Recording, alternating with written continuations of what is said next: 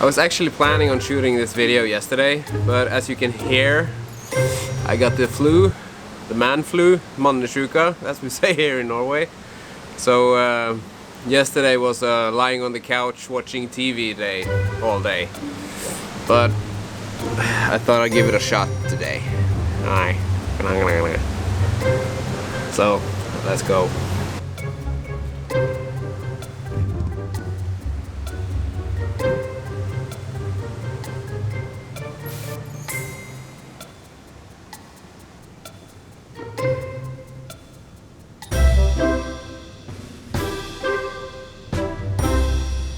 When I was on the lookout for a new camera, I had no idea what to look for. So I did what many people do. I went to Dr. Google and his assistant Mrs. YouTube for guidance. And I did a lot of searching there for what camera to buy. So in this video I'm gonna try and explain how I ended up with this camera I'm shooting on right now, the Canon M6 Mark II. Coming up.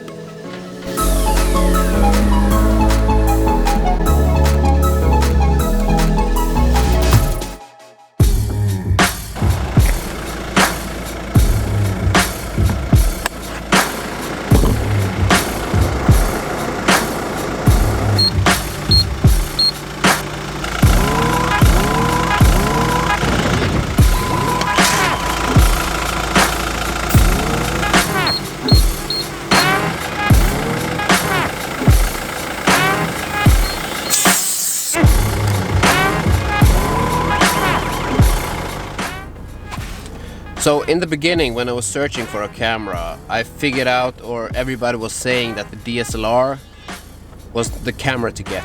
So I searched for cameras like the Canon 70D, the Canon 80D, because that was the cameras that Casey Neistat was using in his videos.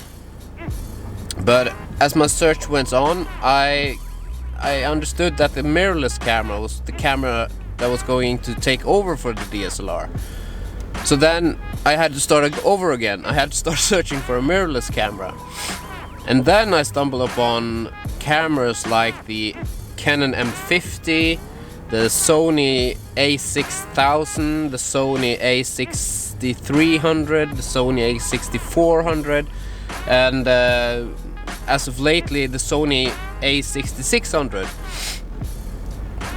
So I went on, and the ball kept rolling. I went from the one camera to another camera because every camera had pros and cons. Like the Canon M50, everything worked great with the Canon M50 except from 4K video.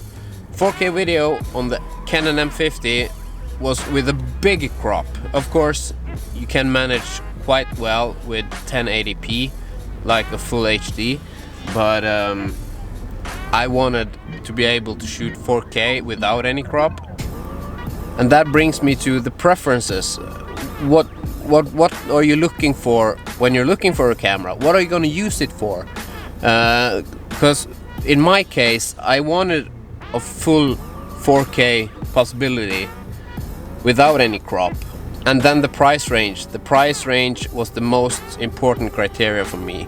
I only had so much money to use on a camera. So the first priority was the price, then came all the other things I was looking for.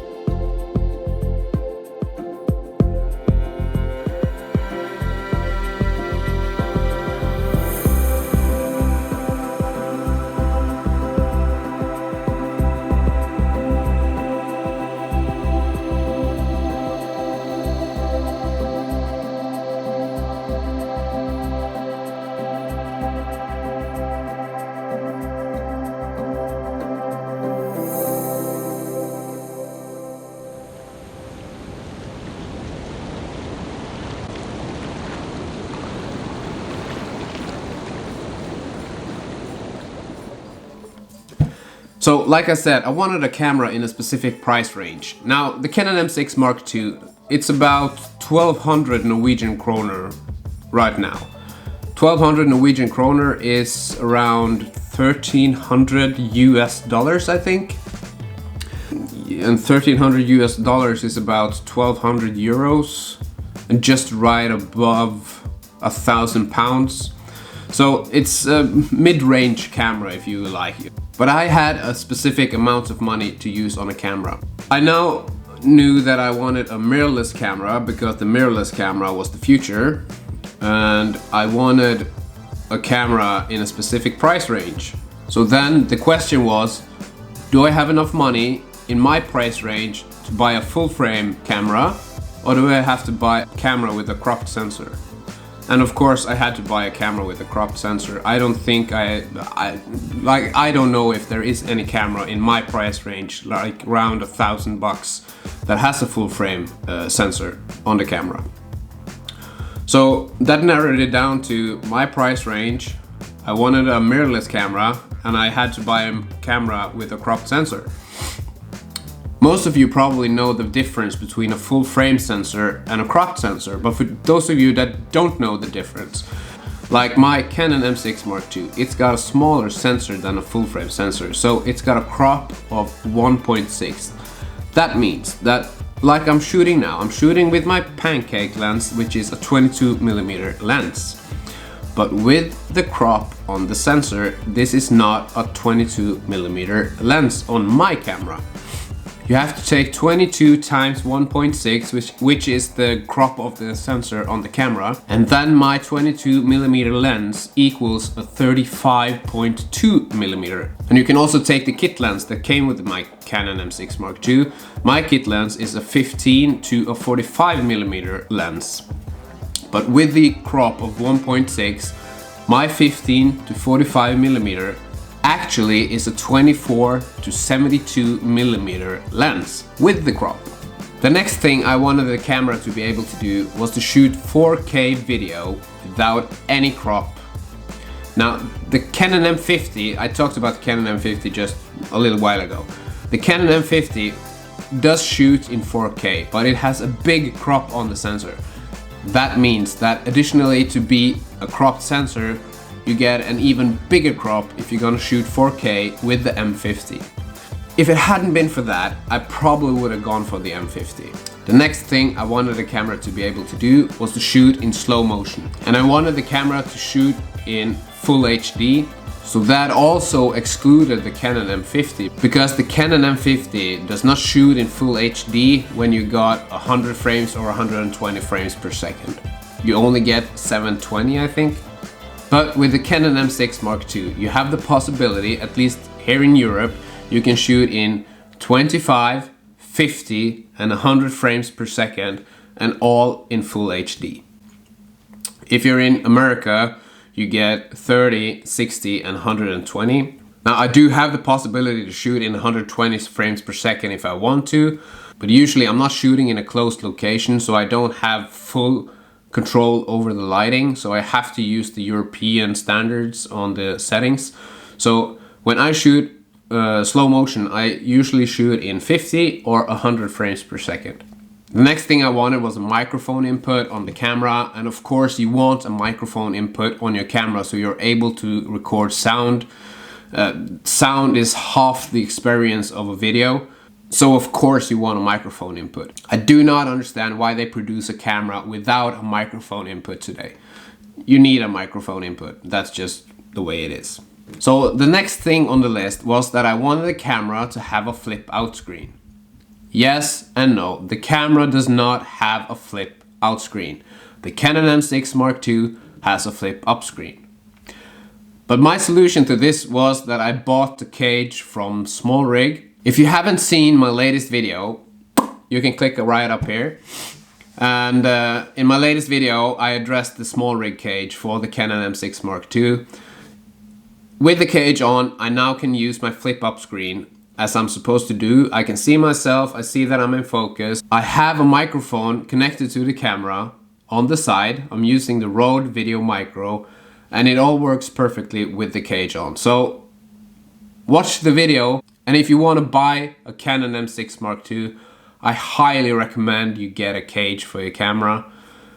I highly recommend you get a cage for your camera anyway, because with the cage on a camera, you get so much more possibilities of mounting things, extra lights, microphone, whatever. Get a cage for your camera. I highly recommend it. Yeah, I ended up with the Canon M6 Mark II. Because with all the things that I had on my list, the Canon M6 Mark II for me was the most perfect match. And now here comes the point of this video. Because just because the Canon M6 Mark II works great for me, it doesn't mean that it works great for you. You have to find what kind of preferences you want. What do you want your camera to be able to do? What kind of results do you want out of your camera? What kind of specs do you need your camera to have to be able to give you the results that you want? And of course, you need to find what kind of price range you're in. Don't just go out and buy a camera and expect it to be able to do all the things that you want, but sit down, make a list, search for a camera, and then buy the camera that works the best for you. So that's the end of this video. If you like this video, please give it a thumbs up. I would really appreciate it. And please consider hitting the subscribe button down below. I would really appreciate that too. So thank you for watching. Hope you enjoyed it. And maybe I'll see you in another video. Bye.